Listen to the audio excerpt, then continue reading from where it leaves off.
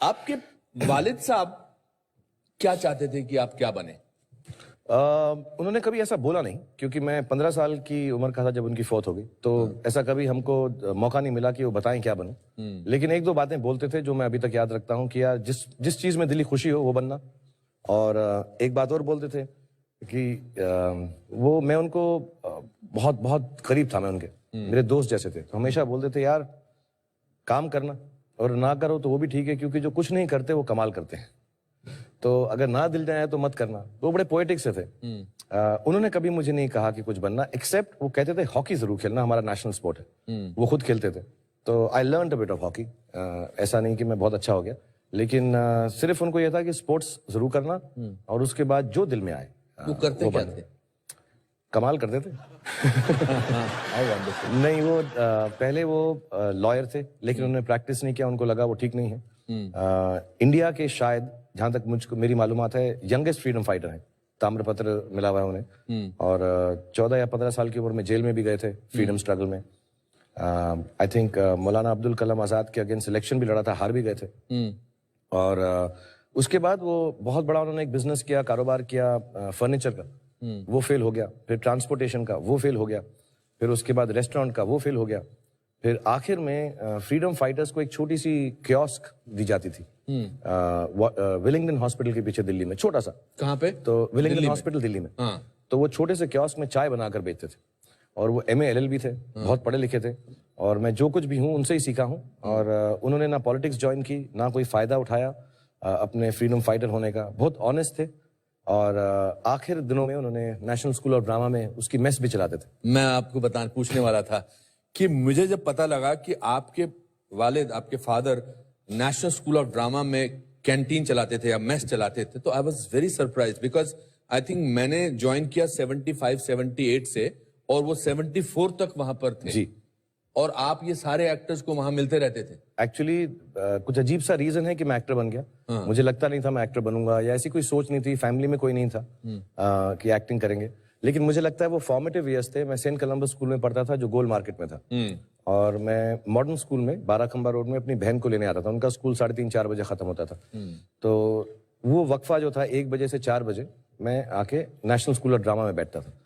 तो मैं एक्चुअली जिन जिन लोगों के साथ पला बड़ा हुआ हूँ, वो इस देश के सबसे महान एक्टर्स में से हैं। रोहिणी हट्टंगडी जी, राजेश विवेक साहब, सुरेखा सीकरी जी, राज बब्बर साहब, अजीत वच्छानी जी, रघुवीर Yadav. My God, these are all names of my seniors. या और मैं इन सबके साथ मुझे बहुत प्यार करते थे। मैं अभी अजीब लगता है कहते हुए, बट राज बब्बर साहब को बब्बर अंकल कहता था। तो उन सबके साथ मैं बड़ा हुआ। और अलकाजी साहब उस वक्त डायरेक्टर थे, हमारे गुरु जी। सूरज का 7वां घोड़ा, उनकी गोद में बैठ के मैं देखता था, और मुझे बताते रहते थे कि तो आप एक्टर कैसे नहीं बनते? आप क्या बोलते हैं कि मैं इंजीनियर बनना चाहता था, मैं आर्मी में जाना चाहता था? लेकिन वही पुराना किला में जाके हम बैठ के देखते रहते थे। अलकाजी साहब साथ में बिठाते थे और कहते थे देखो, उसमें अंडर स्टडीज होती थी, कभी अजीत वच्छानी साहब, कभी बब्बर साहब, डबल कास्टिंग होती थी। तो मुझे अभी भी याद है सारे डायलॉग्स। रजिया सुल्ताना का एक डायलॉग था, ये दुरुस्त है कि मैं गुलाम हूँ मिट्टी सा सिया, जिसे कदमों के नीचे रौंद दिया गया हो, लेकिन हमें ये एक सा रुतबा देता है। खुदा की नजर में हम एक हैं, खुदा हमें खून और रंग से नहीं अमल से परखता है। वाह। आई थिंक मनोहर सिंह जी, सारे मैंने सब बड़े बड़े एक्टर्स को देखा है, उनको रिहर्सल करते हुए तुगलक भी देखा होगा। मैं तुगलक भी देखा है, और सारे के सारे ये सारे प्लेस मैंने, तुगलक, सूरज का 7वां घोड़ा, मैं सब वहीं रहता था, उनके साथ रिहर्सल करते थे, ताश खेलते थे। ब्लफ सिखाया था हमको राज बब्बर साहब ने, ताश की गेम। सो मेरी जो अपब्रिंगिंग है, आई थिंक वहां कहीं ना कहीं मुझे ऐसा लगने लगा कि मैं भी कुछ एक्टिंग कर लूंगा। ऐसा दिल में तो नहीं आया था, लेकिन आई थिंक वो एटमॉस्फेयर इतना खूबसूरत था, मुझे बहुत अच्छा लगा। आपने क्यों एक जगह बोला है कि my father is the most successful failure? क्योंकि मेरे जो फादर थे बहुत ही विनम्र और बहुत ही intelligent, soft spoken gentleman with a great sense of humour. और क्योंकि बहुत अर्ली उम्र में मुझसे उनका साथ छूट गया, 15 साल की उम्र में। तो आपका लास्ट विजुअल अपने पापा का क्या है? लास्ट विजुअल बहुत सैड सा है। आई रिमेम्बर उन्हें कैंसर था, तो वो ठीक हो गए ऐसा कहा गया। तो हम उन्हें घर पे लेकर आए, तो उन्होंने वनीला आइसक्रीम मांगी थी, and that was the first time he ate after 8 months of suffering from cancer, ये थ्रोट कैंसर। एंड तो वनीला आइसक्रीम खाई उन्होंने और हमें लगा कि अब तो ठीक हो गए, अब तो खाना पीने लग गए. And that was at about 11 or 12 in the night. And 4 o'clock What in the date morning. was this? This is on 19th, 18th October या 19th October. And then उस या 18 रात थी और फिर उसके बाद I went to sleep and my mother, I think मुझे मालूम नहीं पड़ा, my mother woke me up and she said papa's in the hospital. वो वापस ले गए उनको और जब तक हम पहुंचे 3-4 बज गए थे. एंड मेरा लास्ट विजुअल ये है, उनके पैर मैंने देखे और वो बहुत ठंडे थे जब मैंने उसे हाथ लगाया. And he had passed away और that's the last visual. Then I didn't see his face. मैंने उनका चेहरा नहीं देखा क्योंकि मुझे बहुत दुख हुआ. और बट मेरी उनसे आखिरी मुलाकात यही है कि वनीला आइसक्रीम खा रहे थे. उसके बाद मैंने उनको नहीं देखा. Sorry to revive these memories, but just उसके कितने दिनों बाद आपके मम्मी का देहांत हुआ? He expired in 81. Mother expired, उनका देहांत हुआ 1991 में, 10 साल बाद. तो हम लोग उनकी ही डेथ से जूझ रहे थे अभी, क्योंकि सडनली वो चले गए और हमारी बहन की जो थोड़ी तबीयत खराब हो गई, उनको सदमा पहुंचा और अकेली औरत थी. तो फिर काम वाम पढ़ाना, और वो चाहती थी कि हम बहुत पढ़े लिखें. मेरे फादर भी ये चाहते थे, मदर भी.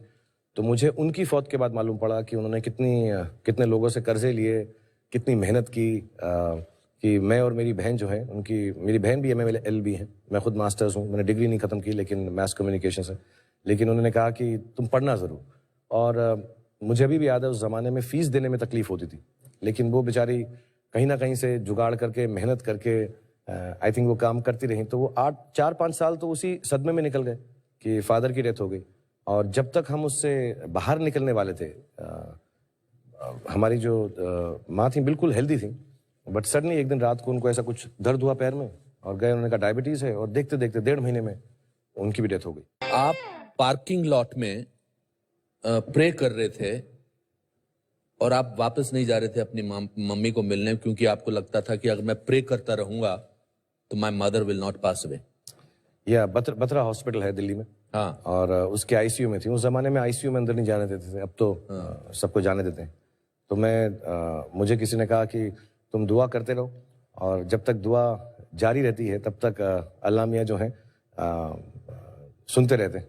सुनने में तो मसरूफ रहते हैं कि कुछ एक्शन नहीं लेते. तो मेरी एक ही दुआ है, मुझे एक ही आती है, मैं सबको सिखाता भी हूँ. और स्पोर्ट्स की दुआ है, नस्र मिनल्लाह व फतहुन करीब, कि खुदा मुझे शक्ति दो कि मैं जीत सकूं. हर हर हर हर दोबारा बोलना एक बार, क्या? नस्र मिनल्लाह व फतहुन करीब. ओके. कि अल्लाह मियाँ मुझे आप ताकत दें कि मैं हर सिचुएशन में जीत सकूं, उसे फेस कर सकूं. सो मुझे बोला गया कि उसको 100 बार पढ़ें और अच्छा होगा. तो मैंने कहा मैं कुछ ज़्यादा ही कर देता हूँ, वैसे ही ओवर एक्टिंग करता हूँ, मैं कहा ज़्यादा कर देता हूँ, एक्स्ट्रा चांस क्यों लूँ. तो I kept on praying and I remember the doctor came down and he said आप अलाउड हैं ICU में. जिसका मतलब यही था, तभी अलाउ करते हैं जब आई थिंक लास्ट घड़ी आ जाती है. और तो I didn't want to go. मैंने कहा मैं नहीं जाऊंगा, दुआ करता रहूंगा तो शायद वो ठीक हो जाएंगे. लेकिन फिर मैं चला गया, क्योंकि माय सिस्टर एवरीवन सेड कि जाना ज़रूरी है. मैं चला गया. और मेरा एक यकीन है कि इंसान तब दुनिया छोड़ता है जब वो सेटिस्फाइड होता है. In the moment of accident, जो भी मौके से आदमी जाता है, क्योंकि अगर ऐसा ना हो तो माँ बाप अपने बच्चों को छोड़कर नहीं जाएंगे. क्योंकि मुझसे आज अगर कोई बोले कि अपने बच्चों को छोड़ के जाओ, तो मैं नहीं यार, ऐसा हो ही नहीं सकता. अनलेस मैं बिल्कुल सेटिस्फाइड हूं कि वो ठीक हो जाएंगे, सब उनका ध्यान रखा जाएगा. तो मुझे ऐसा लगता है, मेरी एक थ्योरी है कि इंसान इस दुनिया को तभी छोड़ता है जब वो एकदम सेटिस्फाइड हो, खुश हो. ये हाँ अभी ठीक है, मैं जा सकता हूँ, बाकी सब संभल जाएगा. सो जब मेरी मदर ICU में थी तो मैं उनके पास बैठ गया और मैंने एक बड़ी गलत बात की कि मैं उनको दुख पहुंचाता रहा. दुख पहुंचाते थे? मैं कहता रहा उनको. मैंने कहा अगर मैं इनको सेटिस्फाई नहीं होने दूंगा तो शायद ये जाएंगी नहीं. तो मैं उनके पास बैठ के ऐसी बातें करता रहा कि देखो अगर आप चले जाएंगी तो मैं अपनी बहन का ख्याल नहीं रखूंगा, मैं पढ़ूंगा नहीं, मैं काम नहीं करूंगा, ऐसी स्टूपिड बातें करता रहा. तो मैं ऐसी छोटी छोटी बातें करता रहा उनको कि उनको तकलीफ पहुंचे कि यार अभी मैं सेटिस्फाइड नहीं हो सकती, मैं जाऊंगी नहीं, तो मैं जाऊंगी नहीं. और वो मॉनिटर होता है, वो पू पू पू पू पू पू करता रहता है ऐसा करके. And I think they don't declare you dead till your heart stops and your brain stops.